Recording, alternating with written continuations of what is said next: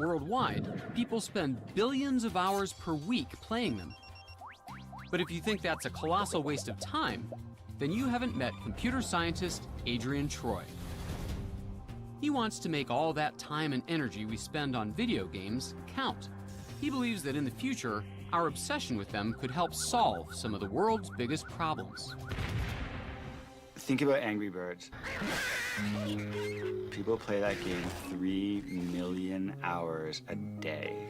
If we can produce a game that benefits society with that level of engagement, we could change the world in a week. But how do you make a video game that benefits humanity? Ask Adrian. He's already done it. Twice. His games could bring us closer to curing diseases like cancer and HIV. And the people playing them aren't scientists.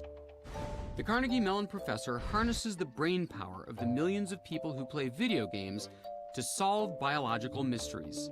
It's a concept called crowdsourcing, putting the crowd to use. It's allowed us to organize humanity in ways that were never before possible. And I think we've just scratched the surface. Adrian has always loved games. A game is very much like a science, and there's rules and there's physics that you have to obey. But it's also like this art. Okay, so the rule is everything you say is a rule. He's been inventing them since he was little. When I was 12 and I had appendicitis, I started inventing card games. Since then, it's just like if you're bored, you invent a game. That's really fun. He invents games everywhere, even at the local diner. Being like, the sugars are the board, and I'm like, you're the Tabasco sauce, I'm the salt. Our job is to get the pepper. You can only move like this. And he thinks about games 24/7, from his sleeping to his waking hours. I always have this notebook with me. When you're writing, you're like taking stuff out of your brain, and sometimes you just need like a little bit of extra space. Adrian's first science video game began when biochemists had a problem. To fight diseases, they needed help solving protein puzzles. Computers are terrible at visual puzzles, but humans are great at them. So where could Adrian find a massive workforce? What if he could get the millions of people playing video games to play a different kind of game? And that was the beginning of Fold It. It's a 3D puzzle. Instead of birds and bombs, this game would be about protein folding. Proteins are molecules made up of long chains of amino acids. They're the workhorses of our cells, the machinery that keeps our body running. And they fold in thousands of different ways. It's like all the pieces of the protein locked together in this sort of puzzle, like Tetris. How they fold will change what they do in your body. Depending on how they fold, they can either form the fibers in your hair or the motors that run your muscles. A misfolded protein can help HIV replicate and cause diseases like cancer. But a well-folded one can help cure diseases. In the lab, scientists can make the long chains of amino acids, but when it comes to folding them up properly, they have trouble. And that's where people playing Fold It come in. Fundamentally, Fold It is a game where we use people to help us understand how to build these molecules to build next generation cures. Adrian labored over how to get people to play.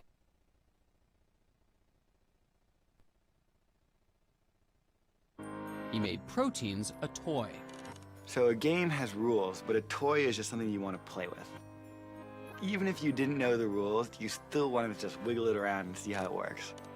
Just like a Rubik's Cube, you can twist and turn it. We see if they can intuit and fold a protein into that most stable shape just by looking at it and by thinking about it and by playing with it. Adrian hoped the crowd could solve protein puzzles, but would the crowd show up? On May 8, 2008, they released Fold It to the world and waited. The servers crashed within like 24 hours. The public played it, and they cared about it, and they understood it, and it was one of the greatest feelings of my life. Fold It made history. And it isn't Angry Birds. With over 300,000 players, this game advances science. It actually adds value to the world. Adrian has completely broken this mold. There are no elves in Fold-It. There's no magic, there are no unicorns, and yet, people love it. In 2011, Fold-It players solved one of these puzzles in just 3 weeks. The riddle of a bad protein that helps HIV reproduce. Identifying that structure brings us closer to designing better treatments. So what kind of person plays a game about protein folding? Meet one of the top-ranked Fold-It players in the world. He isn't a scientist, he's a 9th grader. Like most 15-year-olds, Michael Tate loves playing around. I play Fold-It as often as I can, and I stay on for hours and hours. To boost your score, you have to follow the rules of protein folding. Make the protein compact and avoid empty spaces. These red things are voids that I have to fill in, and I can add rubber bands that bring the protein closer together. And if you make the most hydrogen bonds between everything, you get the highest score. We thought we'd have to hide the science behind this veneer of a game, and then it was almost like we'd punk them, you know, but it was the opposite. Getting lectures from your teachers, I mean, that's boring. But if the students aren't having fun playing a game, oh my gosh. There are thousands more like Michael, from architects to historians and bankers to organic farmers. They are the crowd. Adrian has always had an interest in crowds. It began early as a boy growing up in New York City. I would stand on the windowsill when I was a little kid and just stare out my window. Watching the flow of people from his window changed his view of crowds. Here was the beating of a heart made of people. The effect was so powerful that in grad school, he studied and simulated the patterns that crowds make. It really did inspire me to think that large groups of people can be coordinated into sort of a dance that could very, very powerfully be harnessed for good. Adrian did that with Fold-It, but could he do it again? Biochemist Riju Das needed help with another puzzle, ribonucleic acid, or RNA. Once again, computers weren't able to solve the visual RNA folding puzzles. Riju thought people would be better and faster, and he knew exactly whom to call to assemble his workforce. Like proteins, RNA begins in a long chain. And then self-assemble into these beautiful, complex shapes, like snowflake-like patterns. Again, their shape determines what they do in our bodies, from forming the genetic code of some viruses to helping to create other molecules like proteins. So, if we can figure out how they're structured, we can fight diseases. Understanding how RNAs work is critical for understanding life and for defeating diseases like AIDS and influenza. With RNA, there was only one accurate way to tell if players assembled the puzzles properly: make the molecules in a real laboratory. And we realized, oh wow, that's the game. When you hit submit, we're actually gonna make the RNA and we're gonna send you back the results. We're like, this is gonna be so awesome. There's nothing else in the world like this. Under Adrian's guidance, his graduate student, Ji Lee, transformed their vision into Eterna, a game that would be played by humans, scored by nature. People would be scored by how well their molecules folded in real life. In 2011, they launched Eterna.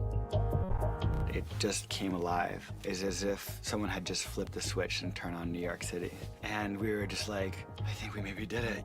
In the lab, they synthesized the molecules the players designed. They look like stable shapes in the game, but would they fold like that in real life? And they come back, and it's basically nothing. What happens when you create a game, you tell everyone, we're all gonna do science together, and then nothing comes out? None of the RNAs folded into stable shapes in the lab.